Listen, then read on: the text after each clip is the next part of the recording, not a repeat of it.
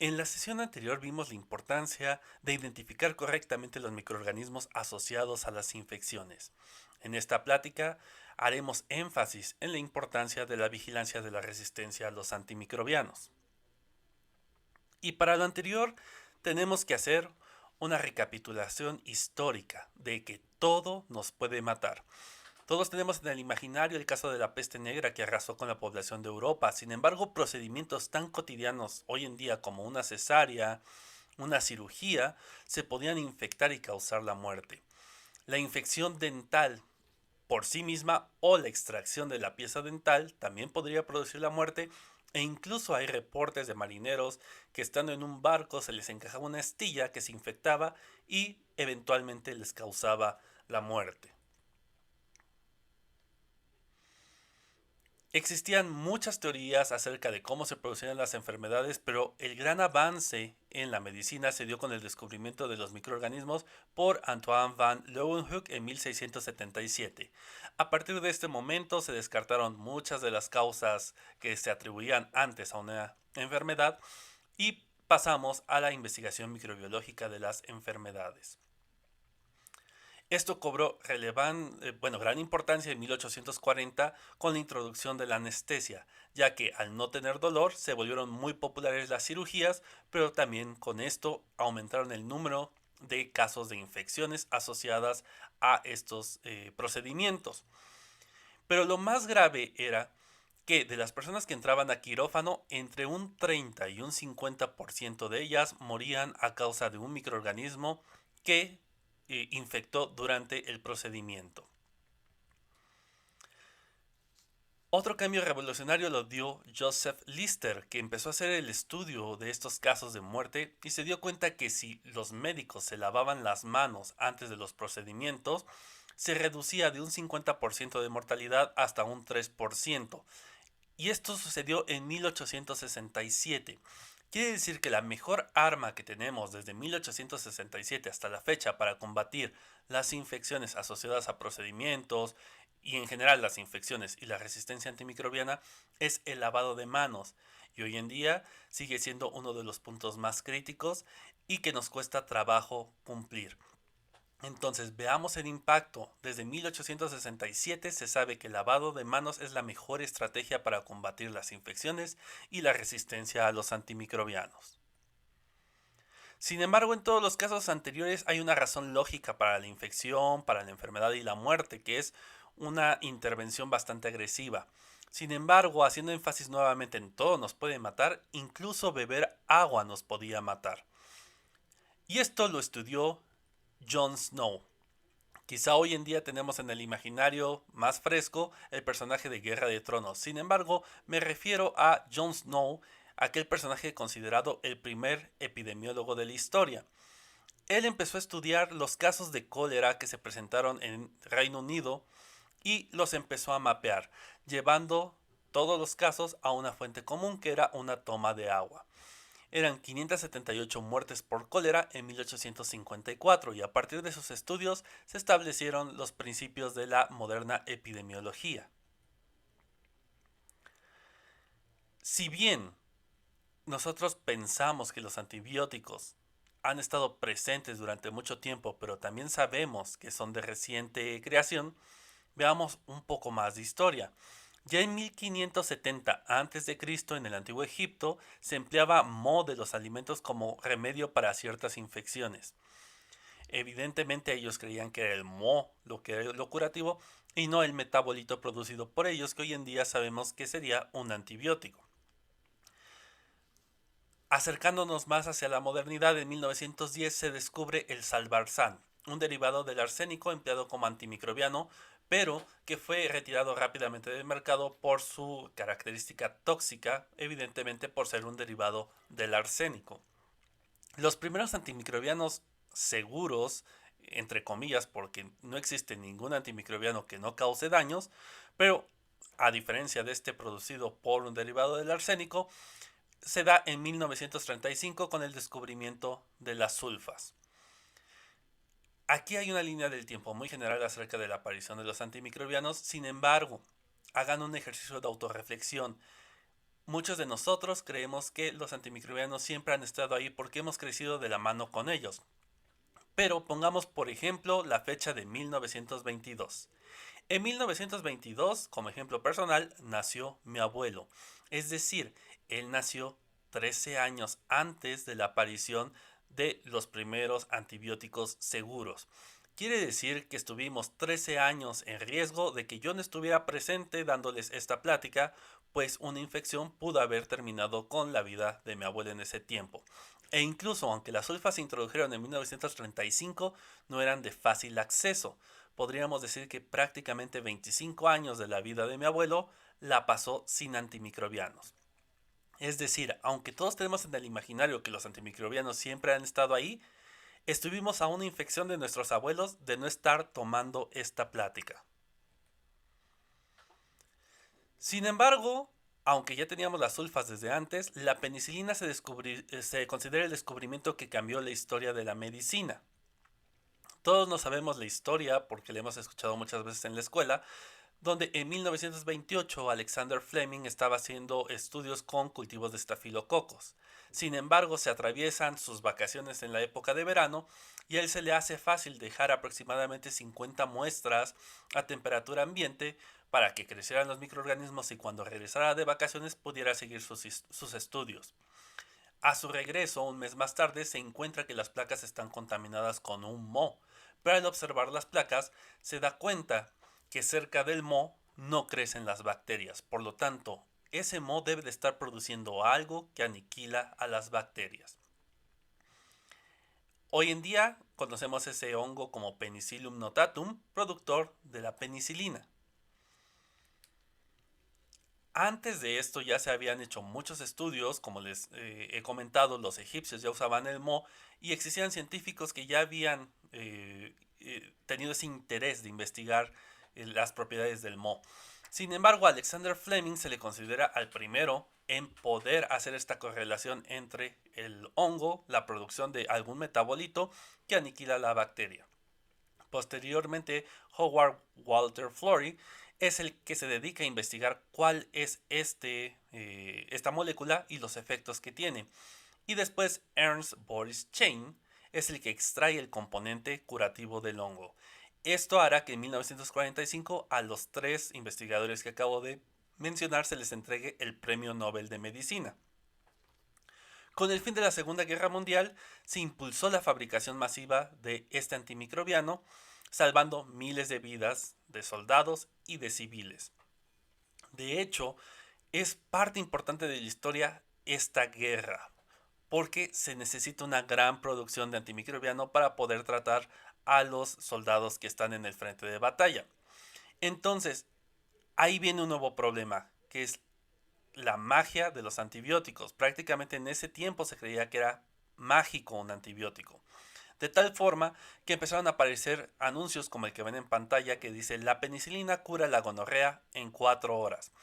Hoy sabemos que no es así de rápido un tratamiento de penicilina para curar la gonorrea, pero en aquel entonces creían que al administrar una dosis de penicilina, aunque tuvieran gonorrea, después de 4 horas podían seguir con su vida sexual como siempre lo habían tenido, y entonces eso empezó a hacer que la gente se confiara acerca del tratamiento y acerca de los microorganismos. Si me infecto, bueno, ya existe un tratamiento y eso ayudó a que se empezara a usar más y más y más los antimicrobianos. E incluso, mencionando de lo de la guerra, se volvió algo patriótico, es decir, usa antibióticos porque eso está ayudando a que nuestros soldados regresen de la guerra y si usas antibióticos eres muy patriota. Entonces, este uso desmedida de los antimicrobianos ayudó a que se acelerara la aparición de cepas resistentes. Esto lo observó rápidamente Fleming. La penicilina es el medicamento que ha curado más enfermedades que cualquier otro medicamento en el mundo. Ha ayudado en el tratamiento y prevención de sífilis, meningitis, gonorrea, sepsis infantil, neumonía, gangrena e infecciones provocadas por heridas. Sin embargo, Fleming, en una entrevista a una revista que salió al mercado el mismo día en que le entregaron el premio Nobel, él ya nos decía que existía el peligro de que un hombre ignorante pudiera fácilmente aplicarse una dosis insuficiente de antibiótico y al exponer a los microorganismos a una cantidad no letal de medicamento, se hicieran resistentes.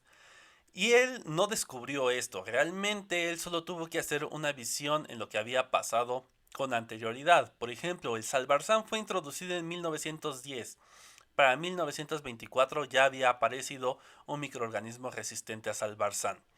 Para las sulfas introducidas en 1935, en 1942 ya habían aparecido microorganismos resistentes a las sulfas.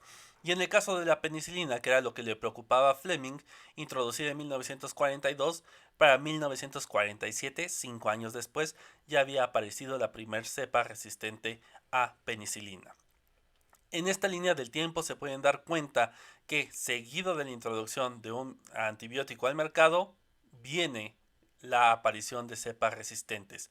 En algunos casos los periodos son cortos y en algunos casos los periodos son más largos. Sin embargo, es inevitable la aparición de la resistencia. Este fenómeno y la preocupación de cuál iba a ser el impacto financiero llevó a Reino Unido a hacer un estudio acerca del impacto de la resistencia antimicrobiana, y para ello contrataron al contador Terence James O'Neill, que empezó a hacer un estudio entre 2014 y 2016 que posteriormente publicó en un reporte al que todos conocemos de una forma muy famosa como el reporte O'Neill. Vamos a dar un salto en el tiempo, vamos a 2019 antes de regresar al reporte O'Neill. Para el 2019, por resistencia antimicrobiana, ya moría más gente que por SIDA, malaria, algunos tipos de cáncer y accidentes de tráfico. Estas muertes en 2019 en todo el mundo podemos decir que son 1.2 millones de muertes directamente por resistencia, más 5 millones de muertes directamente relacionadas a la resistencia. Nuevamente, vamos de regreso hacia el reporte O'Neill. Él lo hizo en 2016. Su panorama en ese momento eran 700,000 muertes anuales por resistencia antimicrobiana. Es decir, para 2019 estamos muy arriba de esta cifra con el que él hizo el cálculo. Y para 2016 él ya calculaba, según sus estadísticas, que en 2050 morirán 10 millones de personas al año por resistencia antimicrobiana, superando a las muertes por cáncer, diabetes, diarrea y accidentes de tráfico, que eran las principales causas de muerte en 2016, destacando cáncer. Y esto se da porque con el surgimiento de tratamientos se empiezan a abatir la cantidad de muertes por cáncer. Quiere decir que con el paso del tiempo vamos a ir a la baja de personas que mueren por cáncer. Sin embargo, van a ir en aumento la gente que muere por resistencia antimicrobiana. Pero no se va a salvar la gente con cáncer porque muchos de los tratamientos son inmunosupresores y muchos de ellos también requieren una intervención quirúrgica para la extracción de alguna masa. Entonces, todos ellos inevitablemente pueden requerir los antimicrobianos. Y si ya tenemos cepas resistentes, vamos a tener la suma de aquellos que mueren por resistencia antimicrobiana más aquella gente con cáncer que adquirió una infección por una bacteria resistente. Entonces, esto agrava el panorama.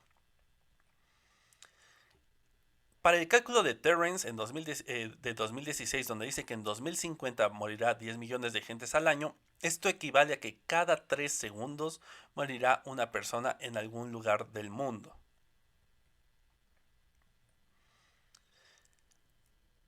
Pero ¿qué consideraciones tenemos que tener hoy en día acerca del informe O'Neill?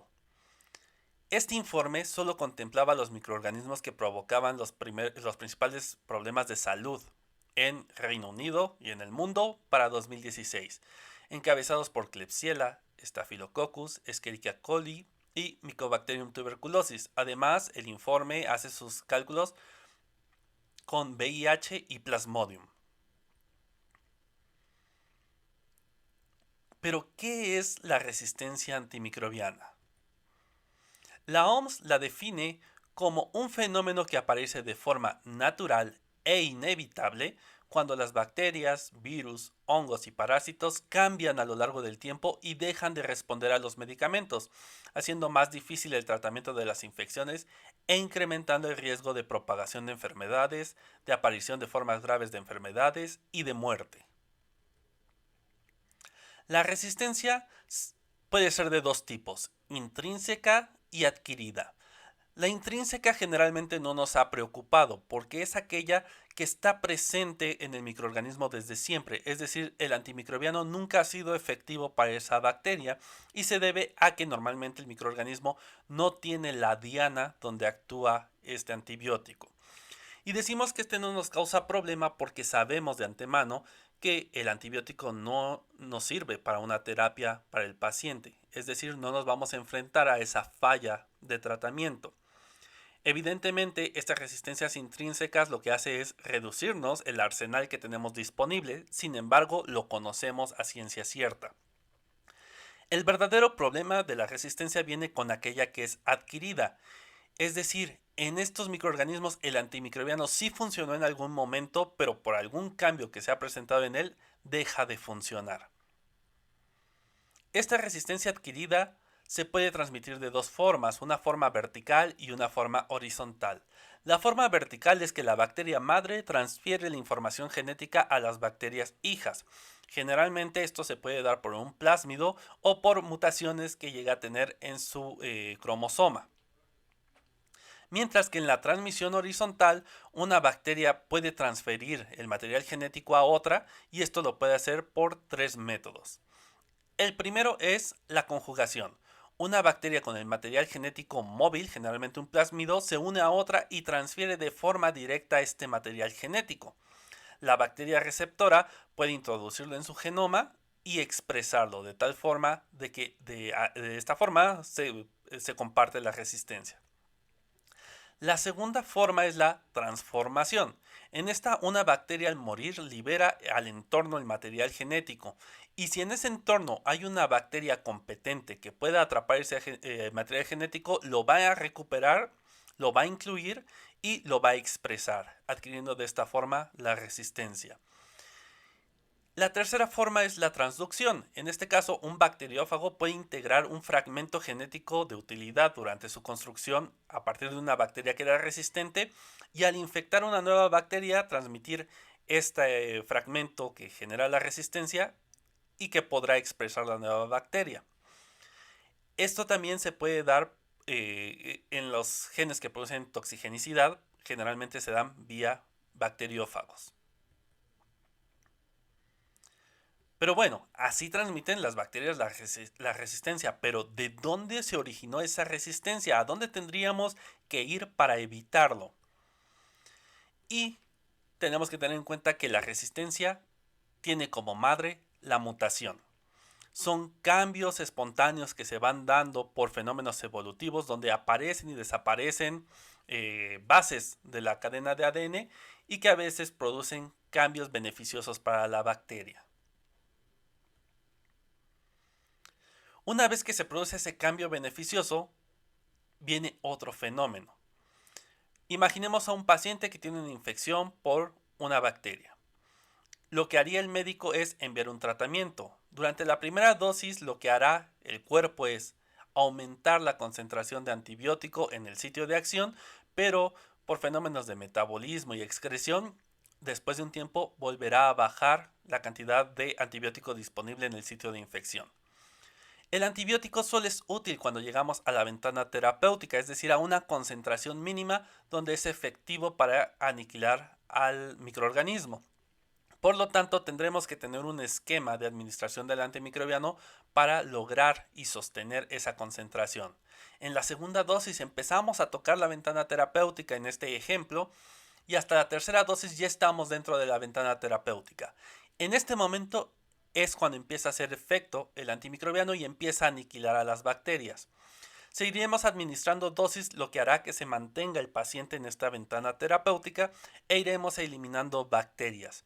Generalmente las primeras en morir son las bacterias más sensibles, mientras que las últimas en morir serán aquellas que empiezan a presentar estos cambios evolutivos que les dan una mayor resistencia al antimicrobiano.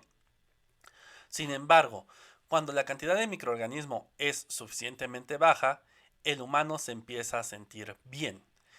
Y esto muchas veces lo lleva a dejar el tratamiento incompleto. Sin embargo, ahí permanecieron algunos microorganismos que no murieron.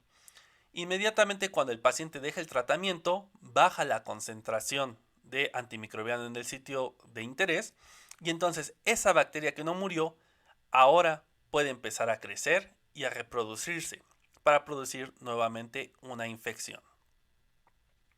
Estas bacterias, si bien aún no tienen un mecanismo de resistencia per se, sí tienen cierta ventaja evolutiva que las hizo más resistente que el resto de las bacterias que murieron al inicio. Y entonces, ¿la resistencia antimicrobiana es culpa de las personas que no terminan sus tratamientos? La realidad es que no. Esto es paradójico, pero también la gente que termina el tratamiento está contribuyendo a la resistencia antimicrobiana. Volvamos a tomar el ejemplo del paciente que tiene una infección por un microorganismo. Este microorganismo está presente, pero no es el único. Recordemos que el cuerpo prácticamente es un medio de cultivo para muchos microorganismos. Los más importantes, la microbiota intestinal, que son bacterias benéficas para el ser humano. Entonces, efectivamente tenemos un grupo de bacterias patógenas que nos están causando la infección, pero además tenemos una combinación de otros microorganismos que están presentes, todos compitiendo por espacio y por nutrientes. Y ahí, perdido entre todas esas bacterias, puede haber alguna bacteria aislada que, estando sola, sin espacio y nutrientes suficientes, se mantiene al límite. No nos causa un problema. Para empezar el tratamiento, empezamos a acabar con la microbiota, con la bacteria patógena, pero hay microorganismos que intrínsecamente son resistentes a este antimicrobiano. Pongamos el ejemplo de la que quedó en pantalla. Llega un momento en que hemos arrasado con el resto de los microorganismos y este microorganismo se queda solo. Ya no tiene quien competir por espacio ni por nutrientes. Y al verse sola, entonces cambia su comportamiento. Ya no es una bacteria que solamente está ahí de forma pacífica, sino que empieza a comportarse de forma patógena y a reproducirse en exceso. A esto le llamamos presión selectiva. Y un claro ejemplo de esto, por un tratamiento extenso de antimicrobiano, es Clostridioides difficile, que se suele salir de control cuando arrasamos con el resto de los microorganismos. Pero es muy complejo hablar de resistencia antimicrobiana. Pongamos una línea del tiempo donde estaremos. En 1928 se introdujo al mercado la penicilina. Antes de esto lo llamaremos era preantibióticos, no teníamos antibióticos para tratamiento de la salud humana. Para 1946, el 14% de los Staphylococcus aureus ya era resistente a penicilina. Para 1950, 59% de los estafilococos ya eran resistentes. Y para el 2014, el 99% de los estafilococos es resistente a penicilina. Esto hablando de la línea de la salud humana, pero en paralelo llevamos también salud animal y salud ambiental. Es por eso que hoy la OMS habla de la vigilancia como una sola salud, porque todo impacta en la salud de cualquiera de estos tres sectores. ¿Qué pasa en la salud animal? Normalmente los animales pueden tener administración de antimicrobianos y esto se da en tres casos. El primero es que el animal presente una infección, por lo cual se le da un tratamiento antimicrobiano.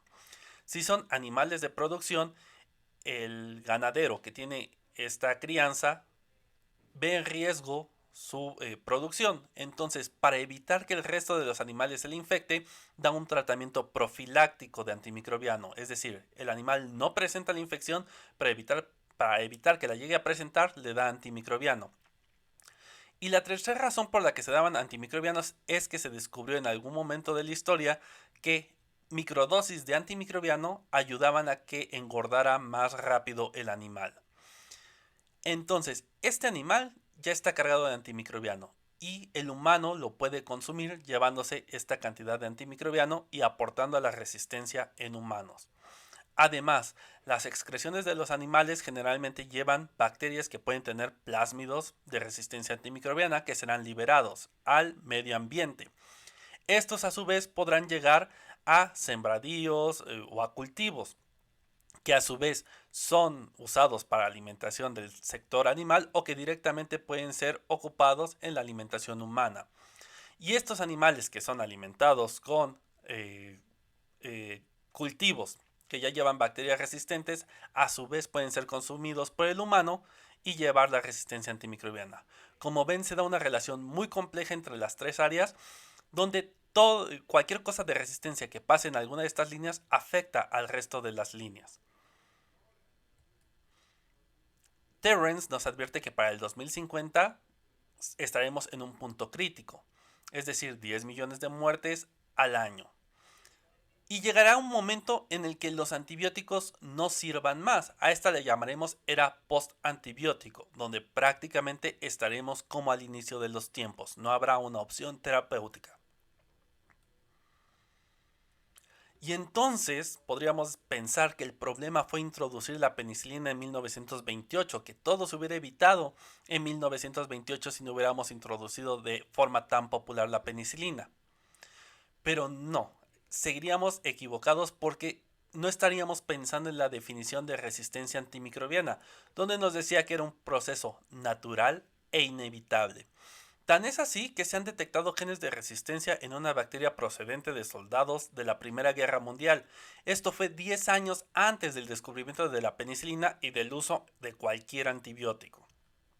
Vámonos más atrás, se han detectado genes de resistencia en la microbiota intestinal de momias peruanas de los años 980 a 1170 después de Cristo, casi 800 años antes del descubrimiento de la penicilina. E incluso se han encontrado genes de resistencia en el permafrost usando metagenómica. Se dató la fuente más antigua en 30.000 años atrás para betalactámicos, tetraciclinas y glicopéptidos. Y aquí la pregunta es, ¿cómo puede existir resistencia a los antimicrobianos antes del uso de los antimicrobianos? Aquí entran los biotecnólogos y los genetistas que han hecho cálculos muy complejos para datar desde hace cuánto existe la resistencia. Pero prácticamente, para resumirlo, una vez que una molécula de antimicrobiano ha estado presente en la naturaleza, se ha comenzado la selección de mutaciones benéficas de los microorganismos. Es decir, la producción de antimicrobiano ha ido a la par de la resistencia a los antimicrobianos. Y como sabemos, los antimicrobianos no son una creación del hombre, son una creación de la naturaleza. Los microorganismos más antiguos que se conoce que producen antimicrobianos está el Penicillium chrysogenum, Aspergillus nidulans, Cephalosporium acremonium y Streptomyces lipmani. Estos son los microorganismos más antiguos que se han encontrado que ya producían un antimicrobiano y por lo tanto a la par se fue desarrollando la resistencia. Tan es así que existen genes de resistencia para la daptomicina hace 30 millones de años, para glicopéptidos hace 240 millones de años, para serino-betalactamasas hace 520 millones de años, para streptomicina hace 610 millones de años, para eritromicina hace 880 millones de años y para metalo-betalactamasas hace 1 billón de años. Es decir, desde los orígenes de la vida se ha empezado a desarrollar la resistencia a los antimicrobianos y siempre hemos convivido con ella. Si la resistencia siempre ha existido, entonces parecería caso perdido hacer la vigilancia, pues no podemos hacer nada al ser un proceso natural e inevitable. Y efectivamente no podemos evitar la resistencia antimicrobiana, pero sí podemos desacelerarla. Para eso, vamos a pensar que en 1941 se dio el primer uso comercial de la penicilina. Y para 1948 la OMS se empieza a preocupar acerca de cómo está evolucionando la resistencia a los antimicrobianos, surgiendo la primera resolución de la OMS sobre la RAM. En este caso iba hacia la prevención y lucha de enfermedades transmisibles. Para 1996, la OMS, junto con la Organización Panamericana de la Salud, lanza la Red Latinoamericana de Vigilancia de la Resistencia Antimicrobiana, en ese entonces Relabra, hoy denominada Relabra Plus porque incluye a países del Caribe. Inicialmente empezó con vigilancia de infecciones de la comunidad y en 2000 se amplió a la vigilancia de las infecciones asociadas a la atención de la salud. Para el 2001 se lanza la Estrategia Mundial para contener la resistencia a los antimicrobianos y para el 2015 el Plan Mundial sobre la Resistencia a los Antimicrobianos. En 2017, para complementar la vigilancia e impulsarla, se publica la lista de microorganismos de vigilancia prioritaria para la OMS, donde nos incluía todos aquellos microorganismos que causaban los principales problemas de salud y que teníamos que tener presentes al momento de vigilar a nivel mundial. En 2018, en México, se establece el acuerdo por el que se declara la obligatoriedad de la Estrategia Nacional de Acción contra la Resistencia a los Antimicrobianos. Desde 2018 ya contemplamos la vigilancia de la resistencia, sin embargo el problema que se presentó es que se establecían las líneas de acción pero no se daban responsables de ella. Entonces, aunque existía qué había que hacer, nadie se dio a la tarea de seguirla porque no habían actores claros y aquellos que la siguieron eran esfuerzos individuales que, aunque han impactado, no han tenido el alcance suficiente. Visto lo anterior, en 2022 se hace un acuerdo que modifica a la estrategia nacional, donde prácticamente se retoma ese acuerdo de 2018, pero ahora sí se establecen actores para cada uno de los puntos a seguir. En ese 2022, cuando se establecen actores, se establece al Instituto de Diagnóstico y Referencia Epidemiológicos, INDRE, como cabeza de red de la vigilancia por laboratorio de la resistencia a los antimicrobianos en salud humana. Eso lleva al instituto en 2022 también a establecer el laboratorio de resistencia a los antimicrobianos en el INDRE. Para el 2023, con este laboratorio damos inicio a la Red Nacional de Vigilancia por Laboratorio de la Resistencia Antimicrobiana con un pilotaje del cual se sacaron aprendizajes y actualmente con estos cursos estamos dando inicio a la Red Nacional de Vigilancia por Laboratorio de la Resistencia Antimicrobiana, que incluye a las principales instituciones de atención de salud en México. Lo que busca esta red y lo que se ha buscado en toda América Latina, el proceso que estamos llevando en México ha sido el mismo que han llevado muchos países de América Latina, pues tenemos una revisión muy cercana con asesores de la Organización Mundial de la Salud y la Organización Panamericana de la Salud, donde a través de métodos automatizados de identificación y pruebas de susceptibilidad, métodos fenotípicos de susceptibilidad antimicrobiana, métodos estándar como la concentración mínima inhibitoria, así como pruebas sugerentes de mecanismos de resistencia, llegando hasta las pruebas moleculares que pueden ser PCR de tiempo real o PCR punto final, y concluyendo con lo más fino que es la secuenciación, hacemos la vigilancia de la resistencia para dar un panorama de qué está pasando y a partir de estos resultados se generan algunos datos de importancia para la región y para el mundo. Estos datos de importancia van a derivar tarde o temprano en alertas epidemiológicas, de los cuales hemos tenido muchas. Por ejemplo, en 2013 surge la alerta epidemiológica por la aparición de Staphylococcus aureus resistente a vancomicina, con un aislamiento en Brasil en 2013. También tenemos enterobacterias con resistencia transferible a colistina por el gen MCR1. Esta alerta epidemiológica salió en junio del 2016. Y aquí tomemos en cuenta que las enterobacterias no estaban contempladas en el informe O'Neill. Los primeros casos de este tipo de bacterias se dieron en Colombia, Bolivia y Perú en 2013. Para 2016 ya habían sido encontradas cepas resistentes a colistina por el gen MCR en Canadá, Estados Unidos, Brasil y Argentina. En 2018 la alerta fue por salmonella entérica resistente de forma extrema a antibióticos, detectándose casos en 2018 en Canadá y Estados Unidos. En febrero del 2018 la alerta fue por Neisseria gonorrea resistente a cefalosporinas de espectro extendido, detectándose el primer caso en Brasil en 2007. En 2014 se detectaron en Puerto Rico y Argentina. En 2016 en Estados Unidos, en 2017 en Canadá y en México detectamos esta resistencia en 2022.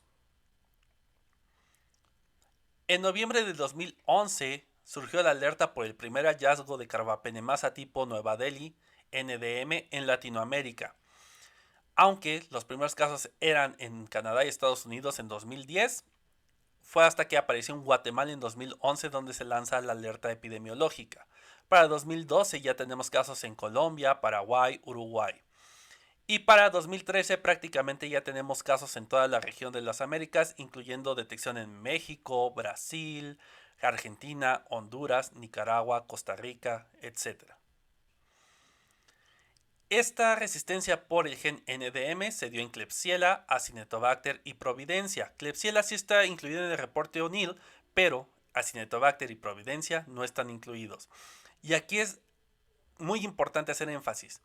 El reporte O'Neill no hizo o no incluyó Acinetobacter y Pseudomonas. Hoy en día todos sabemos que Acinetobacter y Pseudomonas son los principales problemas que tenemos de IAS en prácticamente todas las unidades de atención de salud.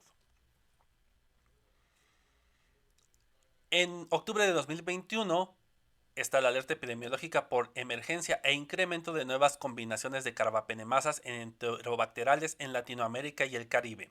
Es decir, la bacteria ya no solo tiene un mecanismo o una sola carbapenemasa, sino que empieza a tener dos carbapenemasas. El primer informe que tenemos de 2017 de este tipo de bacterias fue en Uruguay por una bacteria que presentaba una carbapenemasa tipo KPC más una NDM. En 2020 tenemos una cepa similar en Argentina.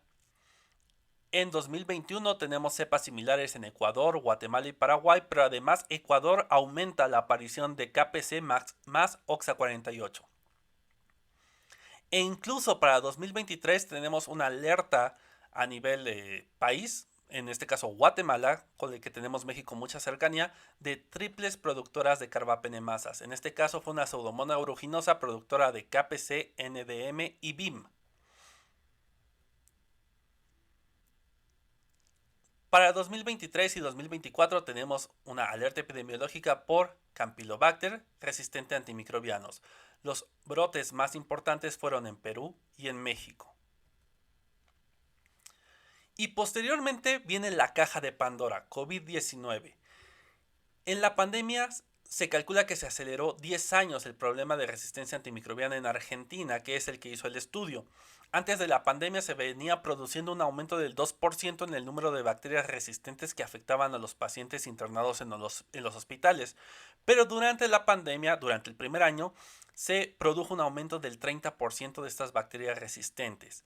Se piensa que en toda la región de América Latina, que actuamos de una forma muy similar, el fenómeno es similar.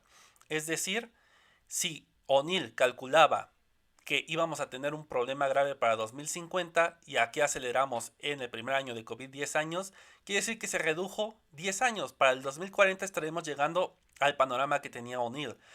Y probablemente sea mucho menos, porque recordemos que O'Neill no contempló Acinetobacter ni Pseudomonas en sus estudios para el reporte.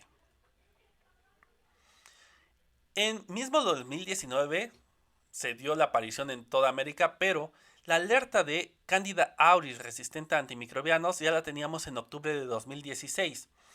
El primer caso en América fue en Venezuela entre el 2012 y 2013. Pero la alerta se lanzó hasta que apareció en Colombia entre 2013 y 2016.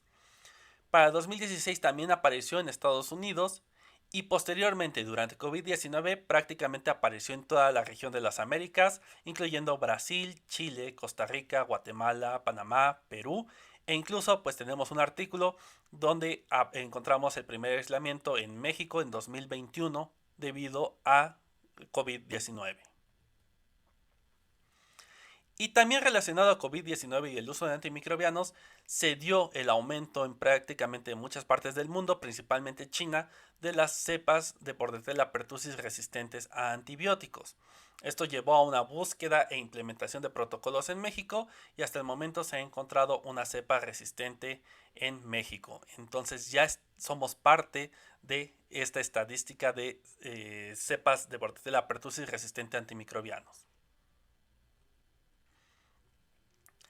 Además, tenemos un problema que es el turismo médico.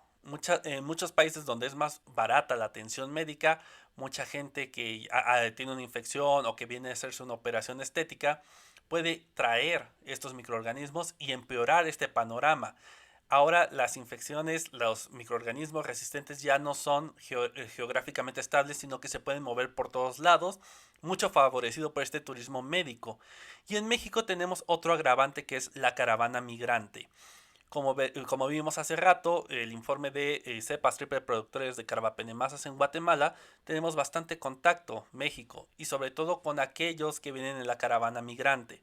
Por lo tanto, tenemos especial susceptibilidad en México para tener mecanismos de resistencia bastante complejos. Además de todas aquellas infecciones comunitarias que periódicamente se van presentando, por ejemplo, cólera, enterobacterias, de los cuales se suelen dar actualizaciones epidemiológicas y alertas epidemiológicas debido generalmente a desastres naturales o a otras situaciones. Pero entonces, si tenemos implementado toda la parte de vigilancia de laboratorio, logramos sacar estas alertas epidemiológicas, ¿nunca llegaremos a la era post-antibióticos? Y la respuesta es no. De todos modos vamos a llegar a una era post-antibióticos. Pero con esta vigilancia y con estas alertas ganamos tiempo suficiente para desarrollar nuevas tecnologías, nuevos antimicrobianos. Pero es una carrera contra tiempo. Así como nosotros queremos generar nuevas estrategias de combate de los microorganismos también están generando estrategias para sobrevivir. Aquí vemos la evolución, por ejemplo, de una Pseudomonas aeruginosa, desde el fenotipo sensible que está al lado izquierdo de su pantalla y cómo va aumentando mecanismos de resistencia hacia la derecha hasta ser una doble productora de carbapenemasas, y vemos cómo los antibióticos dejan de ser efectivos con esta pseudomona. ¿Qué alternativas tenemos? ¿Qué estamos buscando? Pues una de ellas, por ejemplo, son los fagos. Es una de las tantas alternativas que se están trabajando en el momento para hacer el tratamiento a las bacterias resistentes y que parecieran funcionar. Esto se debe a que los fagos son altamente específicos para bacterias y son tan específicos que la célula humana no puede ser infectada por un fago. Somos inmunes a los fagos. Entonces, nosotros podemos introducir uno de estos virus al cuerpo. Tomemos en cuenta que cuando hacemos una administración de antimicrobiano es como un bombardeo, va a matar bacterias buenas y malas, mientras que si usamos fagos son tan específicos que solo van a atacar aquellas bacterias que nosotros queramos atacar. Es decir, en este caso, aquellas que están produciendo la infección o que son resistentes a antimicrobianos. Sin embargo, podríamos tener la pregunta: si las bacterias evolucionan, ¿no llegará el momento en que también sean resistentes a los fagos? Y sí, este fenómeno se puede presentar, pero también existe otra ventaja en usar los fagos.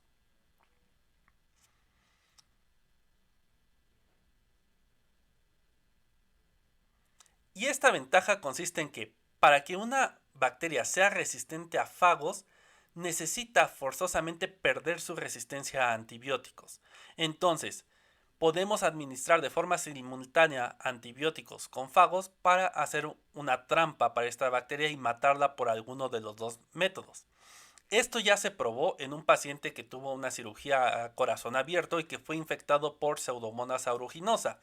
Recordemos que Pseudomonas aeruginosa es una bacteria muy resistente que incluso aguanta o sobrevive al alcohol y a muchos antimicrobianos. A este paciente se le administró una mezcla de antibiótico con fagos específicos para Pseudomonas aeruginosa, se le dio seguimiento y con el paso del tiempo se recuperó satisfactoriamente. Esto dio esperanza al uso de fagos y muchos laboratorios han trabajado en esto. Sin embargo, existen muchos intereses que todavía hay que vigilar, aparte de los requisitos de seguridad para nuevos medicamentos. Actualmente se siguen investigando estos fagos, se ha entrado en un periodo de pruebas clínicas extensivas para poderlos usar de una manera más frecuente en el tratamiento clínico. Sin embargo, esto todavía no es una realidad. Lo que tenemos son los antimicrobianos y, como vemos, aunque tengamos los fagos, necesitamos una mezcla de antimicrobiano y fagos. Por lo tanto, es nuestro deber cuidar estas moléculas tan valiosas hasta que no tengamos nuevas alternativas de tratamiento. Esta es la razón de que estemos tomando estos cursos, que estemos implementando la Red Nacional de Vigilancia por Laboratorio de la Resistencia Antimicrobianos y la razón de ser del Laboratorio de Resistencia Antimicrobiana del INDRE.